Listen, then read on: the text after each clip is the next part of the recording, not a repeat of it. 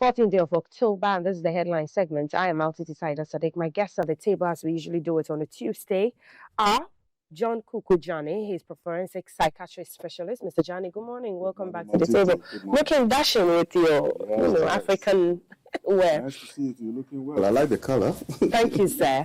Professor Daniel Bruce is clinical psychologist. Prof, good morning. Good morning. How are you? I like the suit and tie. Very dashing. That's why I want to look European. Professor. Prof, welcome back to the table. Thank you. We're live on GTV Ghana. Do endeavor to watch us there. Let us know what you're thinking around the world. Watch us on our website, gbtghanaonline.com.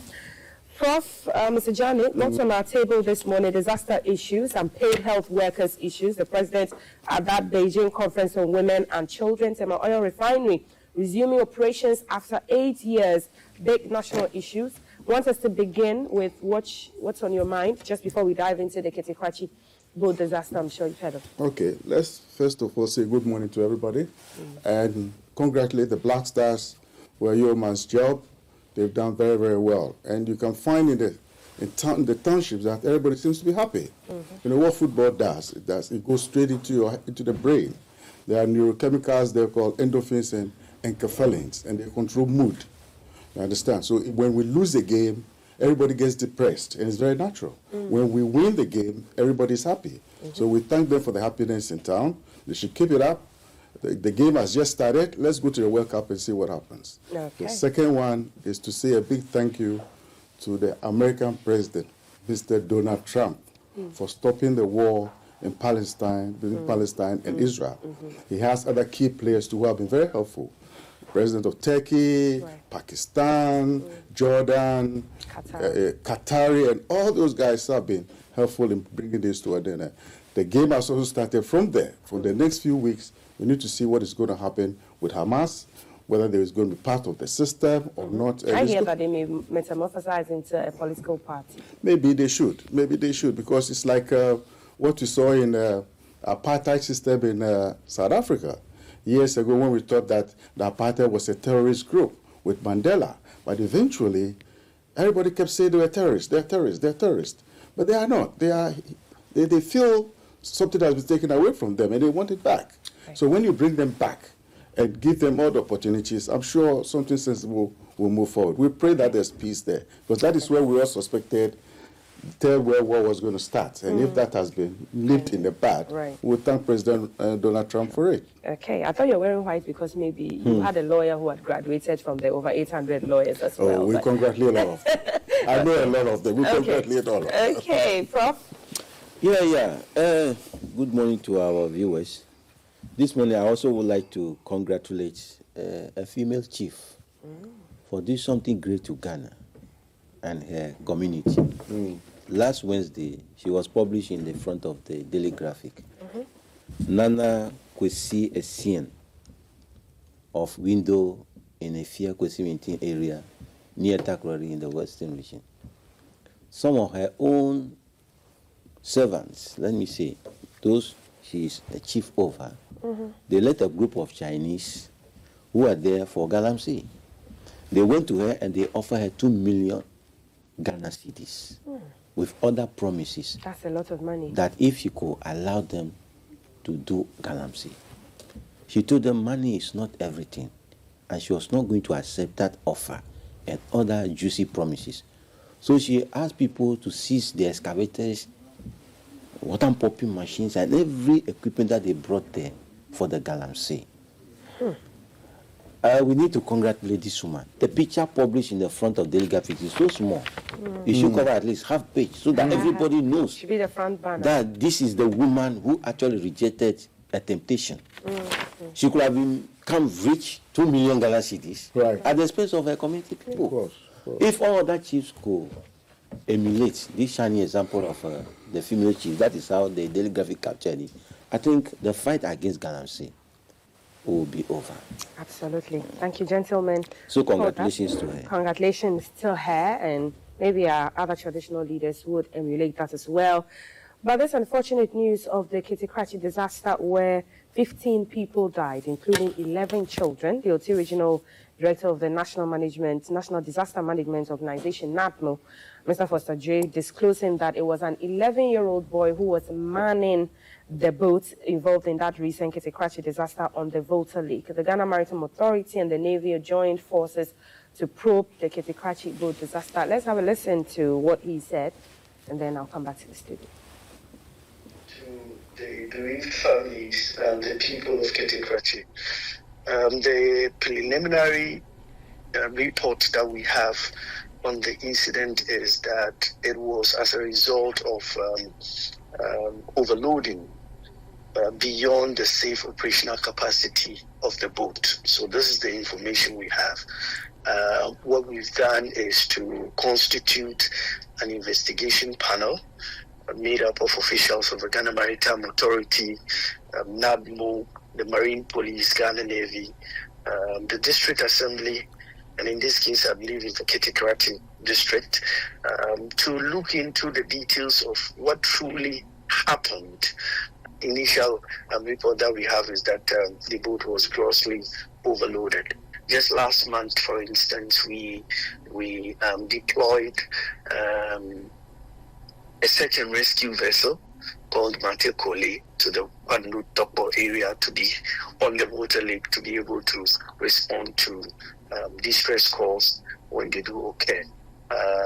We've intensified our educational campaign, but the problem likely has to do with recalcitrant behavior of operators, not enforcing basic safety measures before they set sail. So this is what we need to tackle. And in response, Ghana Maritime Authority are even deepening our presence along the Water Lake. We've deployed recently additional GMA staff to these areas, and we are looking to even launch very soon a program we called Water Safety Guards, where we would be recruiting locals and giving them training to help do the enforcement. And that is the OT Regional Director of the National Disaster Management Organization speaking there, recruiting of water safety guards and deploying more of Ghana Maritime officials to these areas. Mr. Jani, isn't this sad? And continuously we keep seeing people just die like this. Yes, it's so sad. I don't know whether it's because we are a very poor country. We just can't see how to solve some of these problems. How poor are we that we can have life jackets? It's sad. I mean, in discipline. Look at Adobe Bridge and the number of meters that it spans. And look at some of these areas where they can have bridges, where the cars can quickly go past, instead of using these boats. You are realizing that the boats constantly, you will hear of boats capsizing in these waters. And therefore, there has to be another way of looking at the problem. There are villages there, some are on islands. And we need to make money to be able to construct better ways of transportation within the rivers. Right. And the way to do it is government to export more gold, more cocoa, dig more oil, rake in more export and making more money. Thank goodness, gold is at $4,000 an ounce today. We expected it to be at the end of this year. It is here now. It tells you that government is getting more revenue now. We need to bring more money into the system.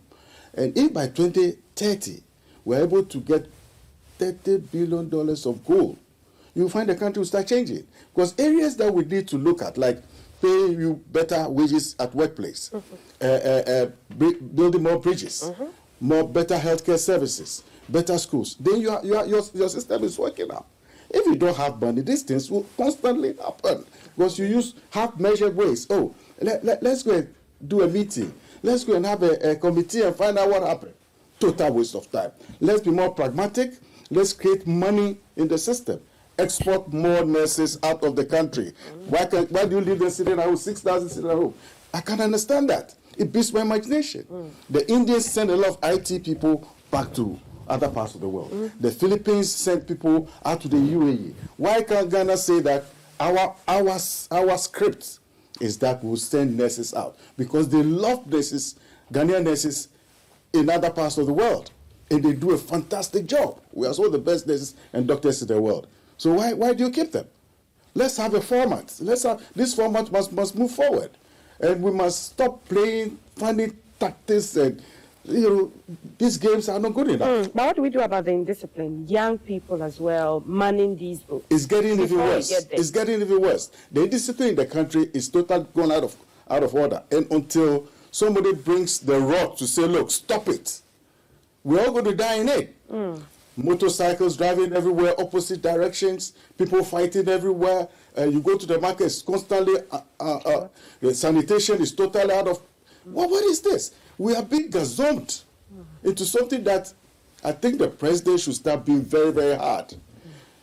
In discipline, if you do something wrong, right straight to his arm. Well, won't Ghanaians say he's being radical? You have to do it. If he can't win it, somebody will have to do it. And somebody has to keep doing it till we get to this. If you know the kind of draconian measures that the UK government put into place before they got to where they are. If you're a thief, they will just take you out of the country to another country, like Australia, and go and stay there. And don't come back anymore. So all the Australians there are fugitives from the UK. Look at the distance between UK and Australia, and you being sent there. So you have to do very strange things to get this country to come back to its reset. The reset is not going to be a joke at all because people are fighting against reset. So we have to do something about it. Prof? Yeah. Well, our condolences to the people who lost their lives and the boys too. You see, they were motivated by look for money, to work and get some money to look after themselves. So though it might be some occupation they wanted to engage in from this young age, the disaster has tracked them. And then water transport has come to stay. This is becoming too much to our hearing.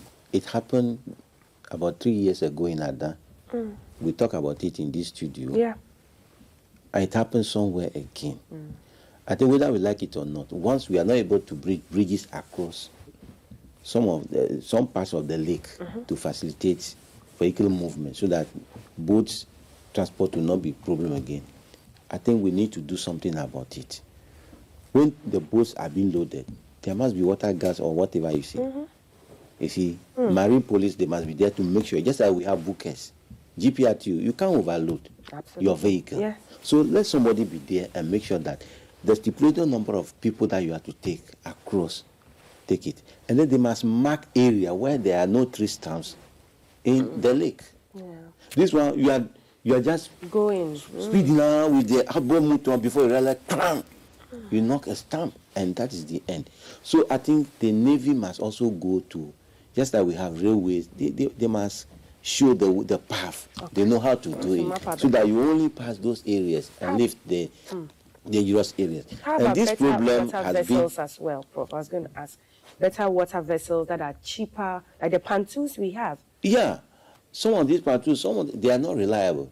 The time the people need them, they are not there, or they have gone to the other side. They don't get the number of passengers that they can bring here, and they operate sometimes on market days. It's only on market day that you get the population and make profit. So if it's an ordinary day, you are going to spend for it. So there are so many factors. What you have to do is to make sure that we protect those who are engaging in water transport. On our roads, there is disaster. In the air, there is disaster. Everything that we have to do to make sure that people travel in comfort by whichever choice is very paramount. This problem has been an age-long problem. And this year alone, 22 have died on that river. You see the point now. There's a gentleman working with Metro Mass. He's about 55 years now. The role he's playing in Metro Mass, if he had died through the boat disaster, the role that he's playing today, he will never have performed it. So every life is very important. You know, the mother was pregnant with him. And you can see, what can a pregnant mother do? They were traveling from one point of the Water Lake to another. And before they realized, there was what? The boat capsized.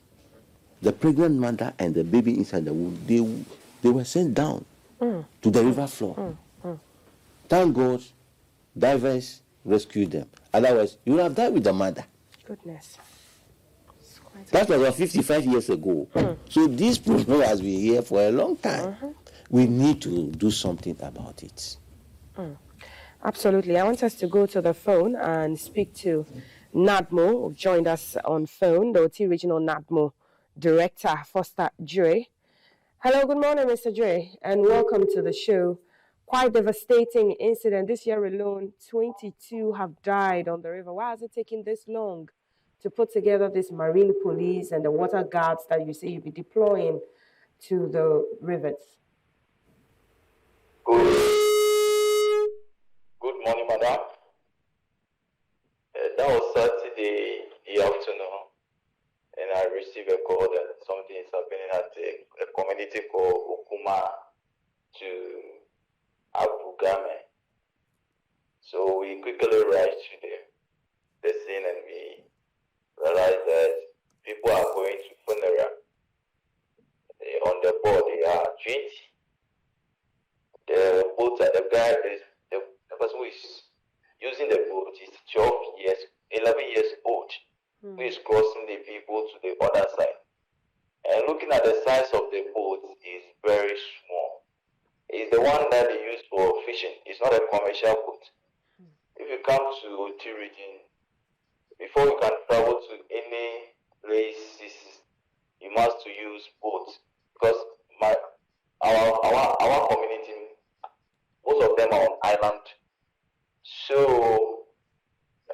it means that you can go to different places, or cross, move and go and do your any work at any places. You use boats or use the bansu. So this young boy, the parent led to the funeral ground, and they also want to go there. That is the story that we picked from the ground. We are also going to the place, but the distance is not far. So in the middle of the river, the person who is fishing, it's wood that they used to mold the canoe. It's wood, so it cannot be 100% close. They have some small hole on it. So the person who is fetching the water in the canoe, the container they are using to fetch the water fell inside the water. So the one who is controlling the boat want to put the container on the water. So in the action, he fell inside the water. So it caused the boat to turn on its own, and the boat capsized. That's quite unfortunate. And I see that at least 11 boat disasters have happened in the last 2 years. And as I mentioned, in this year alone, several deaths. What's going on, and what are you doing? Why is it taking this long to nip this in the bud if we keep hearing of this? Non-commercial boats manned by juveniles. Can I hear? Can you hear me, Mr. Dre? I can hear. So, the question again.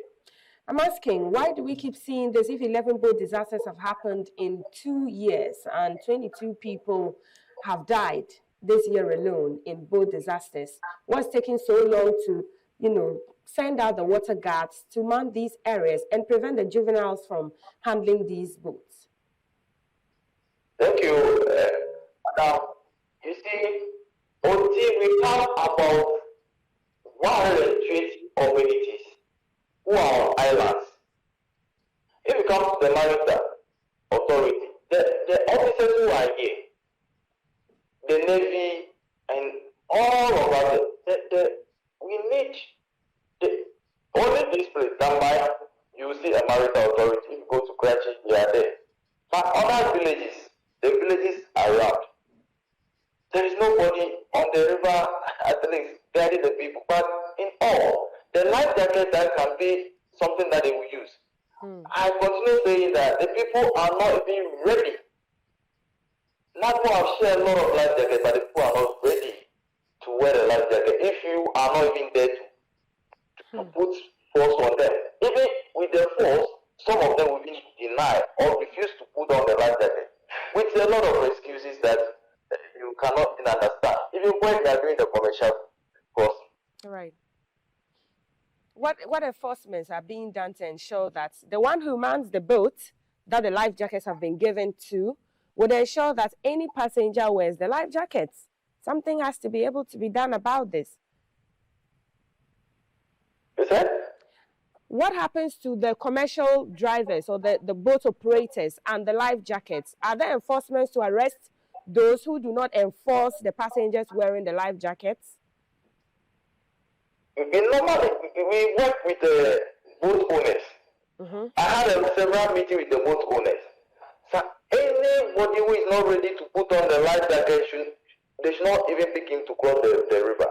But they will get to the middle of the river, and someone will even remove the life jacket and tell you that, and tell them that the life jacket is smelling or is heavy, because it is the life jacket all of them are using. If you cross to the other side, you leave the life jacket inside the boat. Another person coming to this side, you also wear it. So they don't see the reason why someone will wear the life jacket and leave it in the boat, and another person will come and wear. They will have their peculiar excuses. So this is now a time for all of us to enforce the law. But as NADMO, I cannot cause arrest.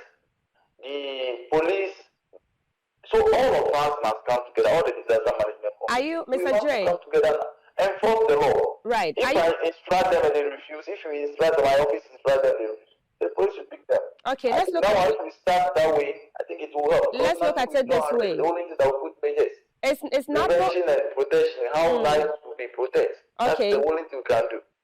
Are you capable of putting officers in the boats as well to ensure that they do not take the life jacket, so everybody complies to these safety protocols? Our line is dropping the line. Hello, Mr. Dre, can you hear me? I can hear you now. Okay, finally, I just want to ask you this before you go. Are you capable of ensuring that officers are aboard these boats to ensure safety protocols are followed to the latter? So I can get you. Mr. Dre? Yeah. Can you put NADMO officers on the boats? Is it possible to put NADMO officers or maritime officers on the boats now? Yes, so this is what all of us will come together. And disaster management is not only one organization like NADMO alone is operating.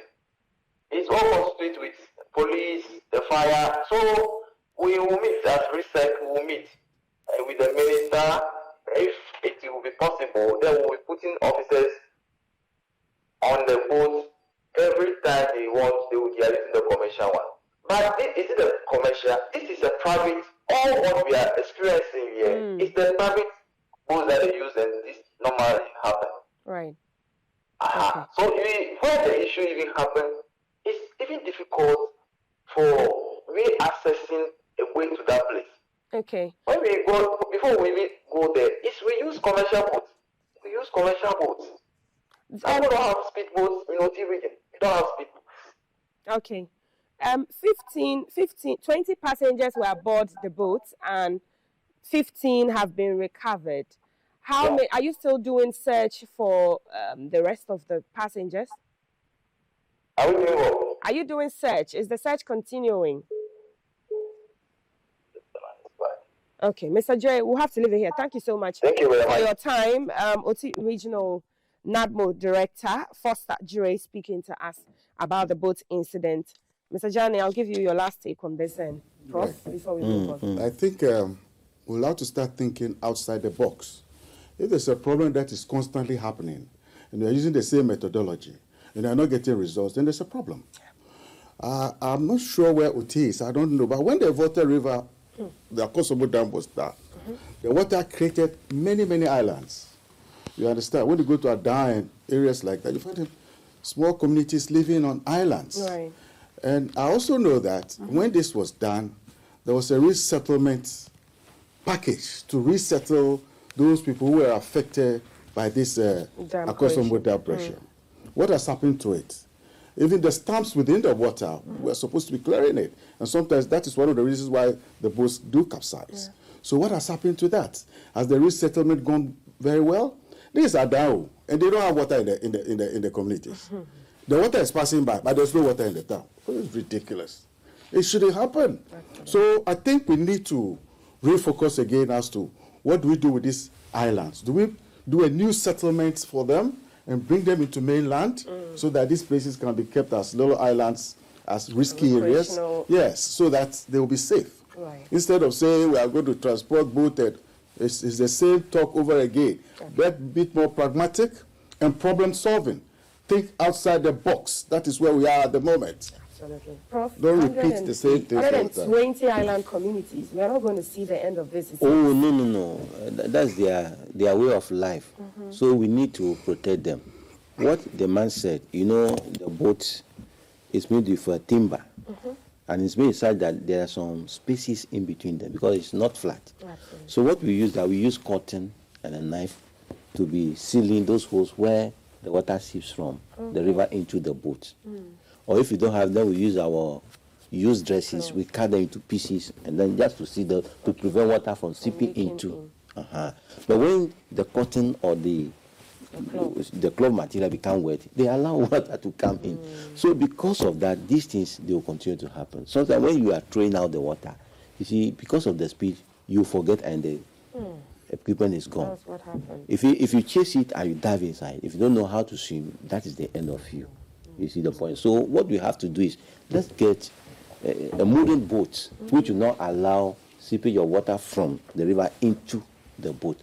And when it is like that, they can give it to them. I think it can be easily constructed so that we do away with these boats. It can do it. So that one, they can monitor it for overloading and for the appropriate number of persons who occupy those things.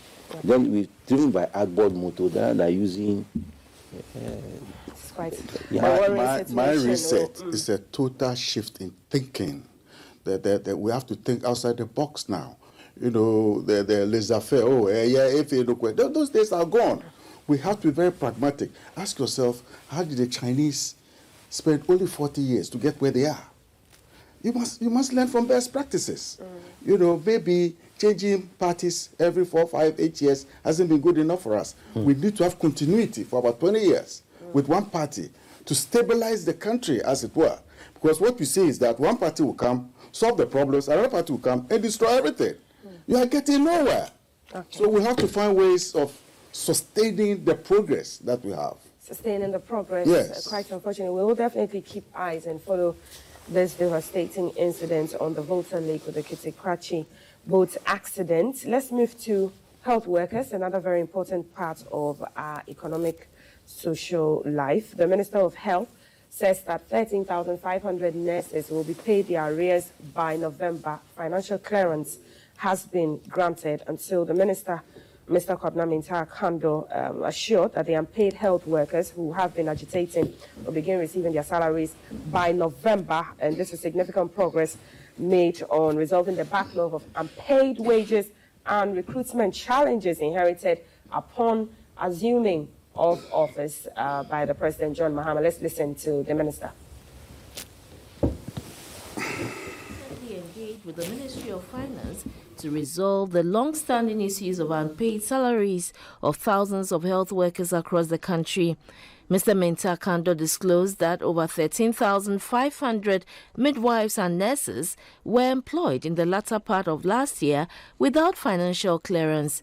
We inherited a situation where about 13,500 nurses and midwives had been recruited and posted without financial clearance.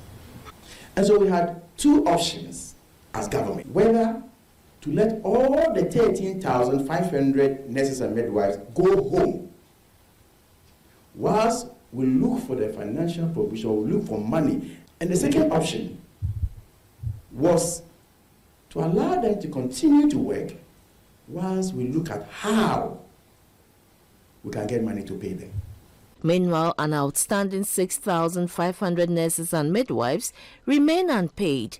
He said 883 medical house officers who began work in 2024 without pay have now been placed on a salary, while clearance has been secured for 203 doctors employed late last year. We successfully collaborated with the Ministry of Finance to get about 883 of these officers getting clearance so that they can get their allowances. You recently had some junior doctors threatening to go on strike they have started work without clearance, without salaries, without pay.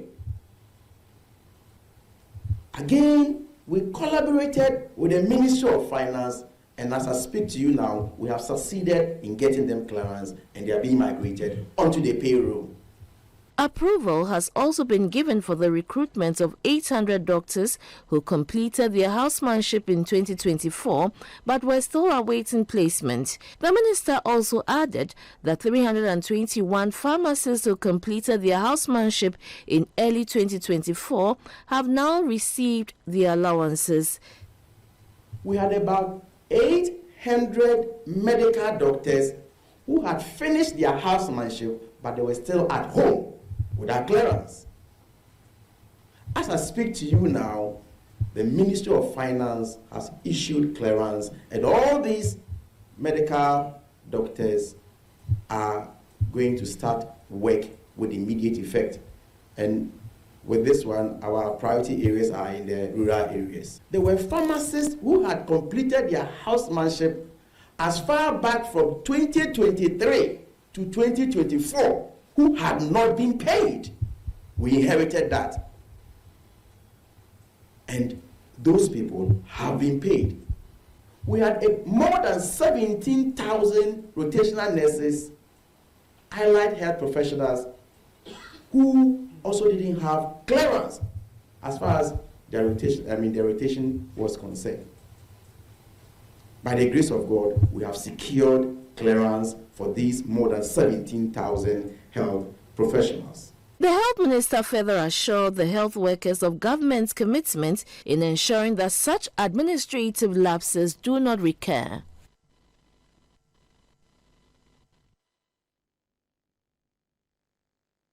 Johnny, do you get the sense that, we don't have a full grasp of what's happening with our development strategies in terms of employment? We knew that there's free senior high school. And so every Tom, Dick, and Harry would go to school now, finish, get a senior high school certificate, and want to go to a tertiary institution. We have data of these tertiary students who graduate and are at home. We know those in school. How do we allow the numbers to, come together like this, to be battling whether we're exporting these nurses, we're employing them, we're paying them allowances? We have a problem. And government, not only this government, I think this government, I read somewhere in the manifesto that President John Mahama wants to export nurses. The previous government, I think, exported some nurses to Barbados, something like that. It should be very clear. That is what we should be doing now with the nurses. They go out, they work, they are happy with themselves, they send money home, remittances home, they will bring back more knowledge. I'm one of them. I left many, many years ago, and look at me.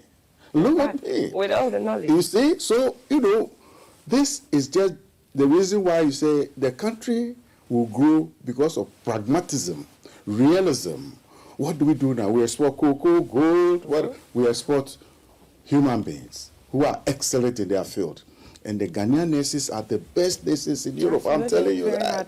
From New York to wherever, they perform very, very well. And they're in high demand. So if they're in high demand, why don't you export them? So the wages, the rates of pay for a nurse or even a care assistant will suffice him or her for a very long time.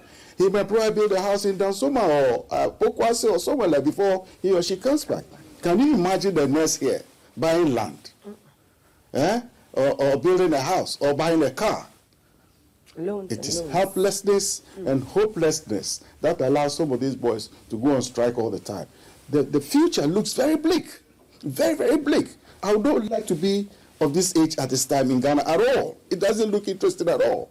And so government should make a determined effort to say, look, we have people that people want, just like the IT students who go to, Indian IT will go to America, and Philippines health workers will go to UAE. Our script is nurses and doctors, and we will train plenty of them and send them out to go and work and bring money and make them have a job to do, so that they can have children, they can marry, have children, and have a life. All right. I want to tie in the HEFRA shutting down over 200 health facilities that risk closure.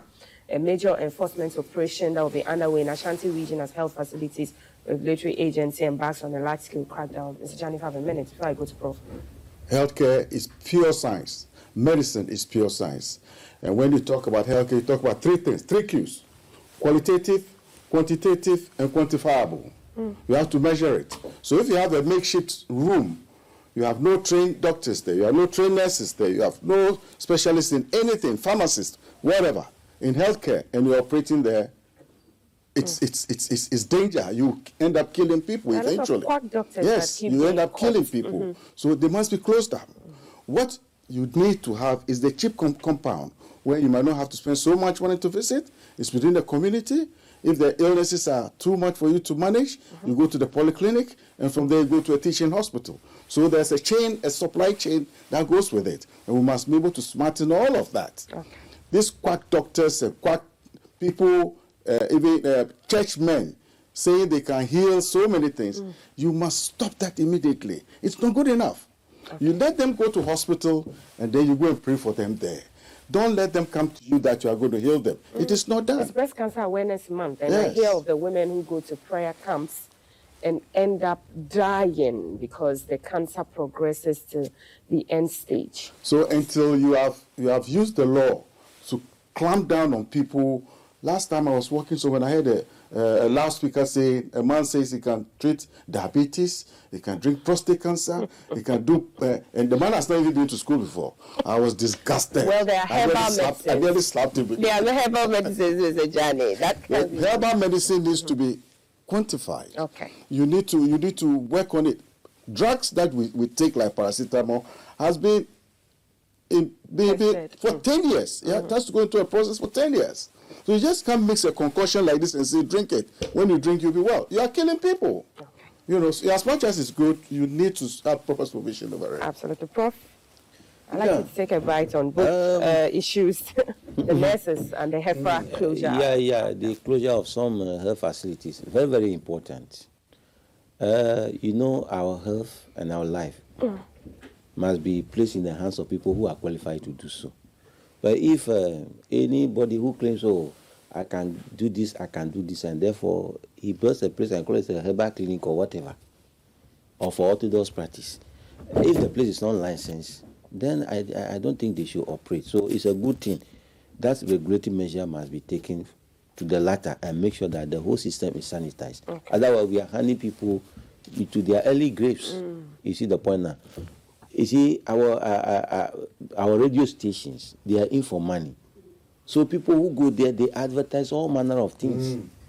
You see, to the point that, you see, what they say and saddens me that what the doctor cannot do, they can do it. They can do it. That's a total disgrace of our the medical system, that our trained doctors with scientific background cannot solve this. Come to me. And our church pastors too. You see, they will parade people to say that, oh, when I went to this doctor, I couldn't get help. When I went to this hospital, I couldn't get help. But when I came to this man of God, when I came to this man of God, he healed me. Oh, goodness. So we are disgracing such a vulnerable people. The profession. Well researched and established system. So these radio stations who advertise this kind of drugs and doctors, they must be sanitized. NMC must stand up also. Because a lot of people are listening to this and they become vulnerable. Yeah. I mean, if you're sick and they say, you're looking for a solution. You see? You're likely to fall victim. So I think there's so many things, as he said, they must be regulated. Okay. Regulated. And then also, the nurses, let me midwives. keep in this. See, when you see obituary notice, there's something they must remove from there. This man died at this hospital. No. The fact that you died there doesn't mean you should be on the obituary notice. Okay. It should be removed. Otherwise, it is telling people that you will go there and die psychologically. Oh my goodness, that's true. We won't trust psychologically. Yes. Those notices alone are disgracing the hospitals as a source of healing for ourselves. So you watch obituary notices. It's scaring people. Yeah, it died at this hospital. Why? Ghana Medical Association, they must look at that and make sure that no obituary notice will say that this person died at this hospital. Why? Hospital is not a place for you to go and die. It's a place for you to go and receive healing. If by whatever need, you've been practicing your own coping strategies and it's failure and you got there very late, what can they do about you? They say, oh, he died at the Okufonoji Hospital. It has become no, please. Those things we must stop it. Okay. Now, production of our nurses in SS. You see, NMC, midwifery council, and all that. You see, there was a time they say the quota system. You can only bite what you can chew. But if you produce more, these are the problems that will exist. But my brothers and sisters, politicians, they created this problem. Oh, we'll pay you nursing training allowance. We'll pay you. So everybody is chasing that money, not necessarily having the potential and the talent to become a nurse. Profession. You hear what happened at East Legon? 2 nurses, they were taken as housekeepers to look after something. They injected the child. So every time the child will be sleeping. The nannies. Yeah. We have those people also among them. So let's screen them. Those people who are qualified to go, let them go. There are some private universities now. They just admitted everybody, whether you have the necessary basic qualification in science or not. Yeah. They want the numbers. Only for GTV to come and say, no, NMC to work. No, because they don't have. What are we doing with those people? Are we going to leave them to go like that? So, you see, the regulatory system is weak. Okay. Until we have found a way that we can export them, that one government can regulate it. It can become a proper business of government of Ghana. Right. And you can imagine the type of people government of Ghana will send to nursing training. Because they will monitor you as soon as you finish, Then they export you. FDI, It's not be like, I went to this training, nursing training college, nursing training university, and then I am export me. It cannot be like that. The government must guarantee that this bottled water that I'm sending is of quality. I put my credibility on it. So it's not that, oh, they are in mass, so let's send them to Barbados. Okay. So training, quality training. Quality training. Let me tie in the president who has directed the NHIS to pay government subvention in the treatment of kidney patients to private hospitals undertaking the treatment of dialysis. And so this move has become important as government says it now recognizes the financial burden imposed on patients who seek dialysis. So Honorable Kwabna Minta Akando inaugurated the Ghana Medical Trust Fund Board, announced that the record of non-communicable diseases in the country is now alarming, Prof. So private hospitals getting the support for dialysis kidney. Yeah, it's a good thing. Just like the government is paying the first years in public universities, minus the private the universities. no fee stress. Now that they have extended this to private hospitals, I understand if the charge is 1,000, government will give you 500. That's a good start. Okay. So that our private hospitals will feel fine that they are not neglected. Absolutely. We all want the health of each other. So kudos to government, and I would like to congratulate the Minister of Health. He has narrated how much they have paid so far for people who were recruited without financial clearance. That problem was also created by the politician. Why are politicians treating their own Ghanaians who voted for them in this way? You see the point? You know you don't have money. Then you employ somebody. The person, what do you expect the person to be eating for 10 days? 10 months. And now if there's a change of government, look at the way they are harassing this government. I see they are the cause of the problem. Then you go and sit there and say, it serves you right. No, these kind of politicians, we must weed them out of the system. They don't have any good thing for Ghana and Ghanaians. All right. I want to bring in, Mr. Jan, unless you have a word on the kidney dialysis issue. Now, I want to bring the National Service Authority, if you've heard, the Deputy Director, former Deputy Director, Gifty Owari Mensah, who has been charged for stealing former National Service Authority.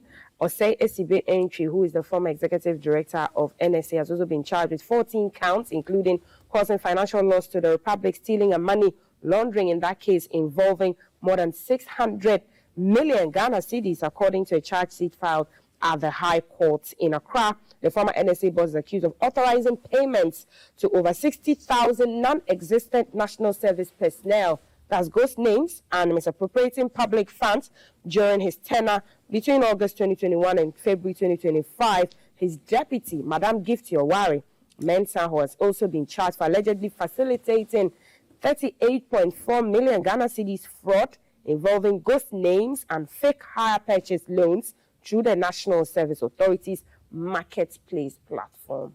Mr. Jan, let's listen to this before we take it. Okay, let's go on, Mr. Jan. Before I come to that, let me just make a point that the shift in thinking is critical. It's critical. You know, you look at the United Kingdom and the size of the land, it's just about the size of Ghana. These guys, 200 years ago, took over 100 countries as their own possession. They colonized about 100 countries. You ask yourself, how the hell did they do it? How can, say, 1,000 white people come to Ghana and take over the whole of Ghana? How did they do it? They didn't only come to Ghana, they went to Nigeria, they went to India. India is a very huge country. They took over the country. You then have to ask yourself, how did they do it?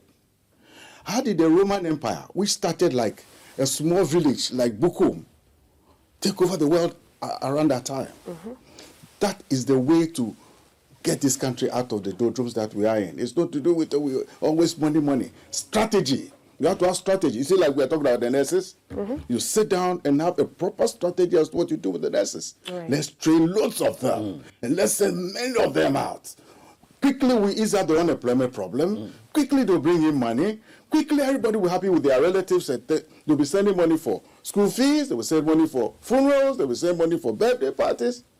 You are laughing all the way. That's one of the ways that you start solving the problems of a country. Corruption in the bad, like this money Which that money? I have mentioned, the NSA, the National Service Authority, that one. 38 million cedis. That one.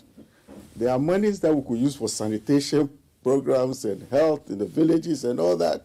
And they have decided to use it. If they are found culpable, like the president said, someone fasts. Someone fasts. That's what you do.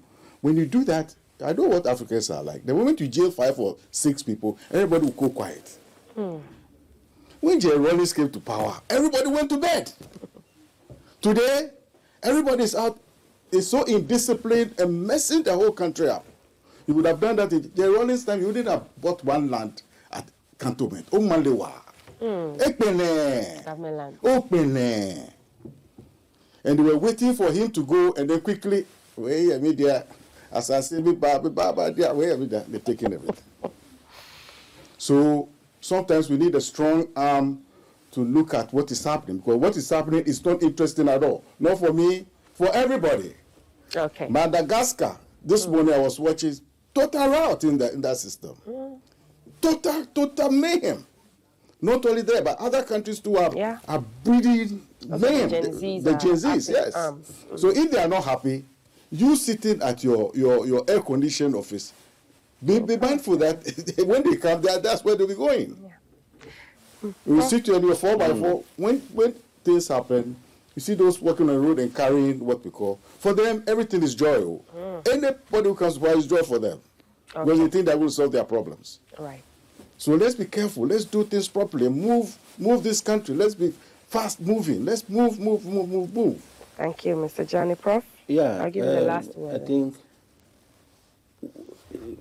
when it is established that they have stolen this money, they must be severely punished. There is something we call sublimated career. There are some people who are thieves. Prof. Yeah. Yes. There are some thieves. Kleptomaniacs. Sublimated career. They are thieves. They take anything. They look for an opportunity where they'll be given a position. But in that position, they'll be paid salary, but they will use that position to steal. You see the point now? For instance, somebody who likes, okay, you know, there are some thieves who have joined political parties. Their aim is to amass wealth. And so when they become bootlickers. They do everything possible for them to get the juicy position, only for them to steal money, like this one. So politicians themselves, among them, they are thieves. You think there are more politicians complicit in this NSA scandal? And the two individuals? Names. That's the negative creativity, just to make yourself rich at the expense of poor national service personnel. It's not fine. You see, the system should not have mercy for this kind of people. Okay. You see, the system should not have mercy for this kind of people. People have toiled, they have worked for 20 years, 30 years, especially in some organizations. They are going home. Their lump sum is 35,000 Ghana cedis. Plus a monthly pension of about 1,200. But some people enter politics within 4 years, they are totally transformed. You see the houses, how much are they earning? That's what I'm saying. There are some dubious people who are using politics as a means to acquire wealth. When you get them, let's punish them, as the president is suggesting. Go to someone fast. You see, if you don't have people, sublimated career. There are some thieves. They know that when you become a pastor, all the money belongs to you. So they'll do everything possible, submitted, go to theological training and become a pastor. Sublimated careers. Yeah. That's the word we read this morning. And so he's a thief, but he's now a pastor. You can't say he's a thief again. So you ask you, bring your money, I will double it for you. Go, hear me, he's a thief. You see the point now. Okay. So please, you see, let's have people who are committed to the development of Ghana. When I saw Rollins House in Nigeria, in Ghana, I wept. I say, that people say it's a mansion, and people were shouting. And even Dr. Nkrumah. That he had. So we don't have such politicians anymore. So somebody told me a story about Dr. Kwame Nkrumah. He will jail you, and you go to Isawa and visit you, bring a bottle of whiskey and say, let's have a drink. You know what? You have not been behaving yourself. Stay here. I'll be back later to see you. Let's go. He was so pragmatic, it's unbelievable. That man was. Very pragmatic. He will solve problems. If anybody can build a Kosombo Dam, then you know that this is the McCoy. It's a Roman, a pure Roman. Absolutely. Thank you so much, gentlemen, for contributing to national agenda discussions on the Breakfast Show, the duo that do it every Tuesday. Mr. John Kuku John is forensic psychiatrist specialist. Professor Daniel Bruce, clinical psychologist, always dropping sublimated careers. Yes. Kleptomaniacs. Kleptomaniacs is the two words, and fast and so on. I am Alpiti Saida Sadiq. Don't go away, because National Service Authorities in the studio mandate, impact and challenges. If you have questions, keep them for Thelma and Mr. Donko Husseini, who is Deputy Director General of FNA. Stay with us.